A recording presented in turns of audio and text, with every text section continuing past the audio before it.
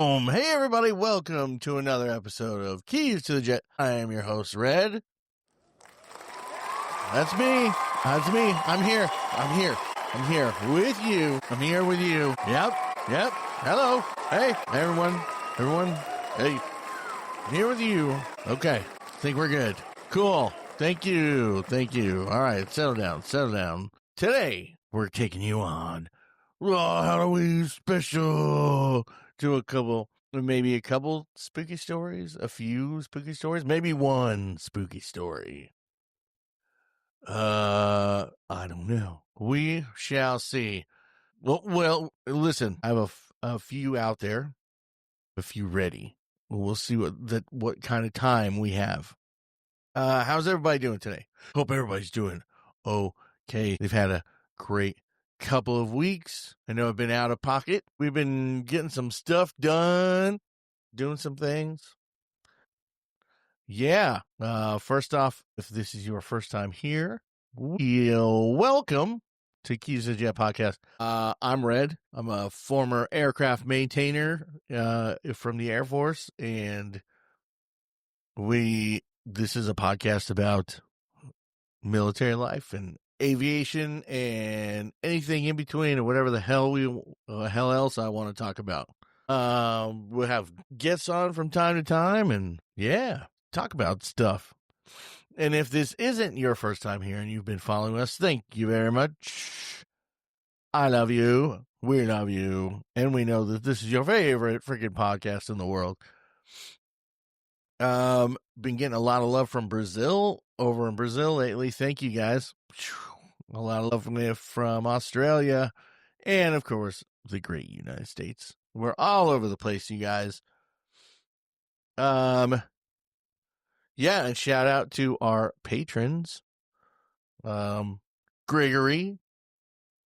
Let's see. Sorry. I just trying to get my day started here. Gregory, the mayor, Goodyear, Fuck You Cody, and Freaky Freeland. Thank you guys. Without you, we couldn't operate. And if you'd like to join them, you can go to patreon.com/Keys to the Jet podcast, where you can be a patron as well. That's patreon.com/Keys to the Jet podcast. You can also find us all over the place, any and every social media. And if you'd like to subscribe, it's free. Helps us out. Right on. Okay, let's segue. Whoa, what was that? Holy shit. Let's give it up for our patrons again. Give it up. Yeah. It's you guys. Thank you. All right. We're going to talk about a spooky story. Ooh. ASMR, me clearing my throat in your ears. I know you like ASMR. Okay, this is a story that happens out in the desert. This is called The Last Transmission of Ghost 21. Ooh, spooky, scary. Oh, real quick before I go into this, you know what? I hope everybody has a safe and happy Halloween. Please don't drink and drive. I hope you're out there with your kids trick-or-treating, dressing up as scary stuff. Scary. I'm going to be a Ghostbuster. It's going to be awesome. And I ain't afraid of no ghost. Anyways, let's get to the spooky story. Here we go. The desert out by Groom Lake is the quietest place on Earth. People think silence is peaceful. It isn't. True silence hums in your skull until you start hearing your own pulse. That's why test pilots talk on the radio, even when nobody's listening. The static is company. Captain James Harlow understood that. He'd been flying since he was 19. T-33s first, then F-86s over Korea. Then the brand new F-100 Super Sabre. Weak, temperamental, all muscle. By the time he hit his 30s, he had 1,200 hours in type and a reputation for landing jets that other men bailed out of. He used to joke that he could grease a dead stick onto a postage stamp if you painted a runway on it. On the morning of May 3rd, 1959, Harlow signed out Super Sabre. Hail 55-2169 to 169 for a high-altitude compressor test. The weather was clear. Winds were 5 knots. The temperature, 96 on the ground. Cold enough to freeze carbon at 40,000 feet. He ran the pre-flight himself, pacing around the jet like a priest circling an altar, hands sliding across the titanium skin, tapping rivets, sniffing for fuel. The air already smelled of heat and aluminum dust. He lifted off the runway at about 0932 hours. The tower tape still exists. You can hear the smile in his voice. Nellis Tower, Ghost 2-1 rolling. Cleared for takeoff, Ghost. Copy. See you for lunch. Everything stayed clean until the climb out. At 39,000, engine temperatures spiked. A bearing started to seize. A tiny whine. Only a pilot with Harlow's ears would notice. He throttled back, leveled, and began his return. But the oil pressure needle dropped like a shot bird. The F-100 was a hot rod with wings. Once the oil went, the turbine turned into a grenade. The engine let go at 41,000 feet. A sound like a church bell breaking. Fragments tore through the fuselage. The tailplane sheared a fuel line. A sheet of flame rolled past the canopy. The smell inside was pure death. Burned kerosene, baked paint, and ozone so strong it made his teeth ache. Ooh, spooky. He stayed with it, radio calm, voice even. Mayday, mayday. This is Ghost 2-1. Engine flame out, attempting dead stick landing. He was doing 310 knots, gliding, bleeding altitude over the brown ocean of the Nevada desert. He called again, slower this time, like he was already halfway to another world. Gear down. Short final, then static. The Super Sabre hit the lake bed doing 250 and skipped once before detonating. The shock wave flattened the sagebrush for a quarter mile. When the rescue chopper arrived, the wreck still burned blue. The sand fused into glass that reeked of burnt copper. They found no ejection seat, no body, just a single boot with the sole melted smooth. For 29 years, the desert kept him. Then he started flying again. A chase pilot named Avery Kim was running support for an SR-71 calibration flight when the guard channel crackled. Mayday, mayday. This is Ghost 2-1. The same tone, the same cadence. He checked his scope. Clear skies. The voice continued. Gear down. Short final. He looked down and saw them. Two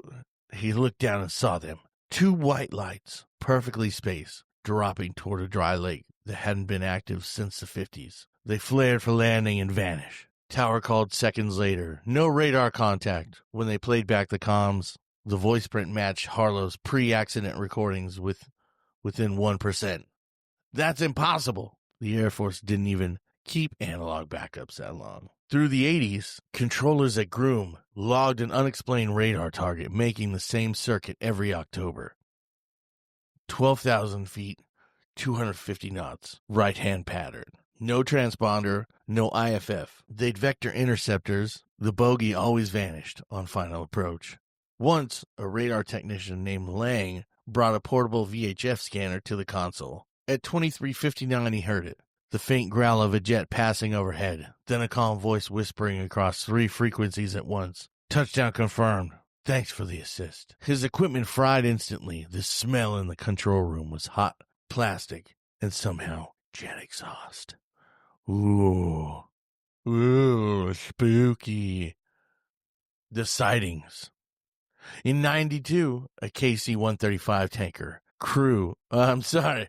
Let me restart it. That's not spooky at all. In 92, KC-135 tanker crew, refueling over the range, caught a flash off their wing. Out of the darkness slid a mirror-bright F-100, markings exactly like the old Ghost 21. The pilot's helmet visor gleamed silver. He saluted, held the pose, then banked under the tanker. The boomer swore he saw vapor roll off that jet like cold breath. Their cockpit temperature dropped 10 degrees in seconds. And when they landed, maintenance found fine gray dust fused to the belly, the kind of silica you get when sand turns to glass. A trainee in an F-15 heard the call on guard, and thinking it was a joke, answered, "Roger that, Ghost. Runway's clear." His systems shut down like someone pulled a breaker on the universe. 2 minutes of free fall through the silence. He swears a second jet flew formation beside him. Pilot visible. saluting through the canopy. Then everything blinked back. Radio's alive, and his wingman screamed that he'd disappeared from radar. Tower clocks show he was gone exactly 1 minute, 59 seconds. The same length as Harlow's original final transmission. A tower operator, the decommissioned North Strip, saw runway lights ignite themselves. A silver aircraft came out of fog that wasn't there. Touched down, threw sparks across dry asphalt, rolled halfway, and stopped dead. The canopy opened. A figure climbed down and began walking toward the tower. Each step left a glowing footprint that faded after hard. When he raised his hand in salute, every bulb in the tower exploded. When the lights returned, the runway was empty. The air smelled of ozone and hot oil. These days, the logbooks at Nellis still fill with quiet notes. Unidentified carrier wave detected at 0 hertz. 0,000 hertz. The amplitude never changes. The message never changes. It always arrives on the anniversary of Harlow's flight. Some pilots believe Ghost 21 isn't trapped at all. They think he's escorting the lost one. The lost. The ones whose engines cough in the dark. There are stories of near misses where the cockpit fills with white light and the instruments freeze just long enough for a pilot to level off. When the light fades, there's a whisper through the headset. Touchdown confirmed. Others think he's still trying to come home, replaying his last approach forever. Either way, if you ever fly over the Nevada range at night and your radio hisses with static that tastes like metal, don't answer. If you smell hot oil with no leak, don't look outside. And if in the corner of your eye you see navigation lights pacing you, one red, one green, perfectly spaced, keep flying straight. Just let it pass. Because Captain Harlow's been in the pattern for 66 years. He's tired, and he's still looking for a runway that remembers him. Ooh, ooh, ooh. The Flightline keeps its dead. The sky keeps its ghost. We just borrow both for a while. So when the radio pops at midnight, and you hear a calm voice say, "Gear down," short final whisper back, "Clear to land, brother," and let the static fade. Because every time a jet touches down safe, somewhere out there, Ghost 21 finally lowers his nose and flares for the horizon. Powerful. Powerful. Were you scared? Were you scared at all? Were you scared on that one? At all? I was. It was spooky, scary skeletons. Spooky, scary skeletons. Oh, hold on. Sorry. Oh, shit. All right. We're going to get you another story here. I think, yeah, we'll get you one more, because we're already almost in 20 minutes here, dude. Can't believe that. Can you believe that? If I had some more music or some more, what do you call it? Some more effects here, I'd have like a heartbeat. That was me. I was doing that. Yo, get the chopper, get down. Dude, I can't talk this morning. I can't talk this morning. I haven't had breakfast yet. I haven't even had any caffeine, dude. I haven't had nothing. And I'm going to be getting on the bike and riding across the desert here in the next couple of hours. Yeah, I hope that everyone's doing all right today. Well, let's get you on another spooky, scary story. Ooh, a good one here. I have a couple of them, dude. I have a couple of them here. While I'm looking at that, hey, you know what? That was actually a really good story. Okay. So I'll keep you with that one story. Maybe I'll get you some more. Let's get into some recent events, right? We could do some news, some Air Force times and stuff like that, because the world is going crazy right now, especially with this government shutdown, dude. A lot of people are laid off. A lot of people are laid off at the moment, or furloughed, whatever you want to call it, not getting paid. That fucking sucks, dude. And it's because people can't agree. Our government can't agree, apparently, to open the government. Why can't we just say, hey, you work for us, like fucking open it, hoes? You know what I mean? Anyways, let's do some Air Force times, Let's do some Air Force times. Let me move my screens around here.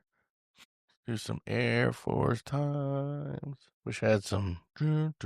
Oh, you know what? I could upload something for you just to listen to for a second, so you're not having to listen to me for.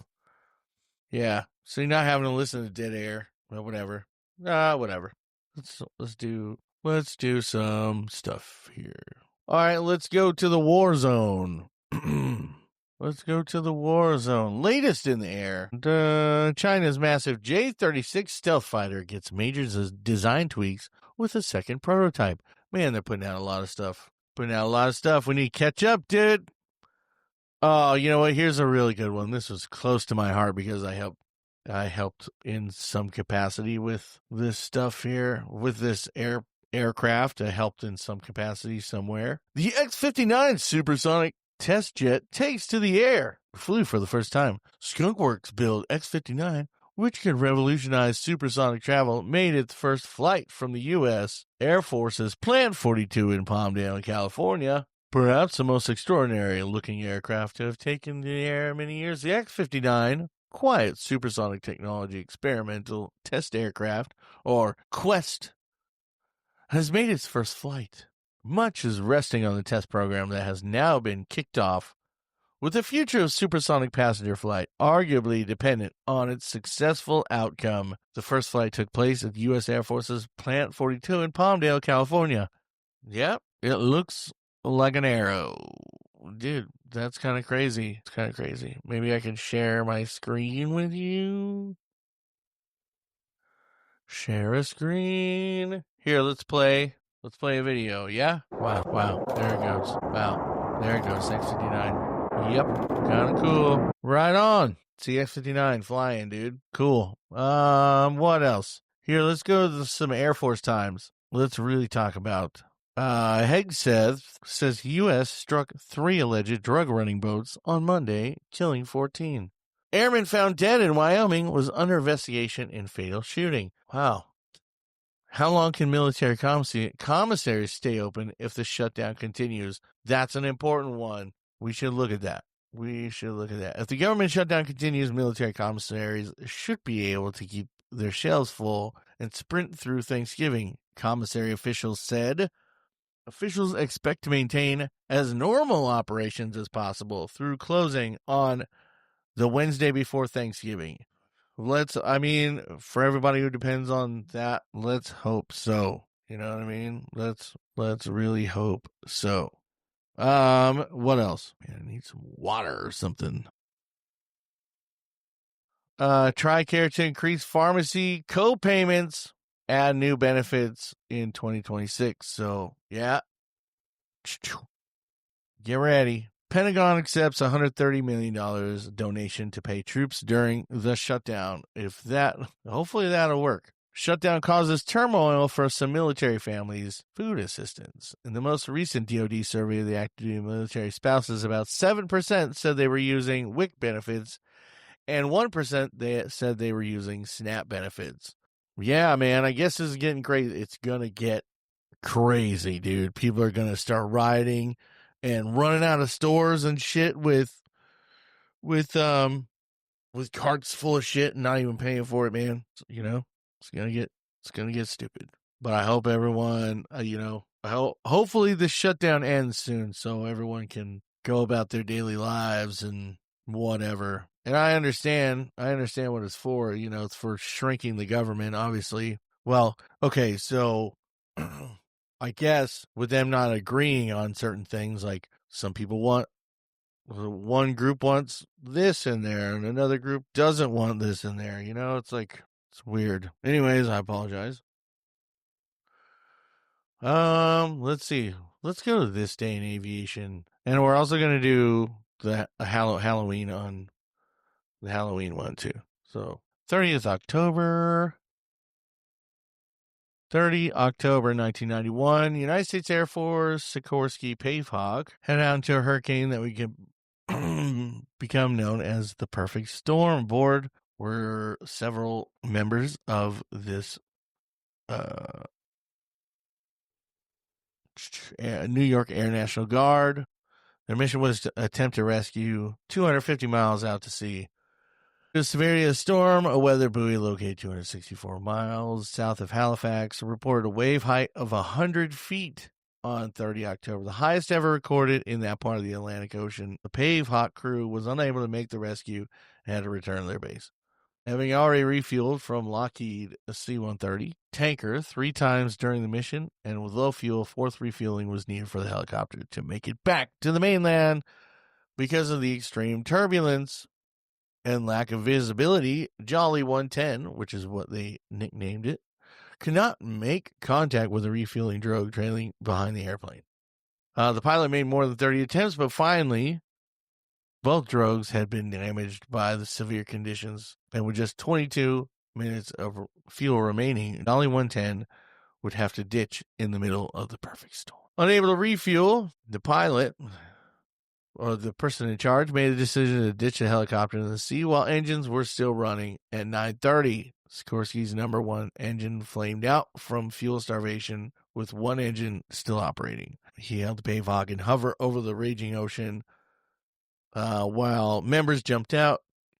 And when the number 2 engine flamed out, the pilot put the Pave Hawk into a hovering auto rotation. Its blades came to a sudden stop when they hit the face of the oncoming wave. The pilot was about 15 feet underwater by the time he was able to escape from the sinking helichopper. Yeah, wow. The Pave Hawk had gone down 90 miles south of Montauk Point, wherever that is. After 5 hours in the water, 4 airmen were rescued and a 48-year-old former U.S. Navy fleet tug. Oh, that was cool. The search for Rick Smith continued for a week. He was never found. Apparently, he was one of the... he was Tech Sergeant Rick Smith, pararescue jumper from the rescue wing. Crazy, man. Crazy. Spooky, scary skeletons. Okay. All right. You guys, you know what I think we're going to do? I think we're going to get the F out of here. Do you want to hear one more story? One? No. You know what? We're going to get the F out of here, dude. All right? It's been about 30 minutes. I love you guys.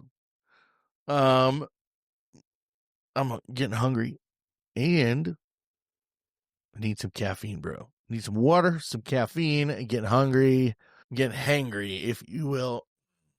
So, I'm going to get the F out of here. I'm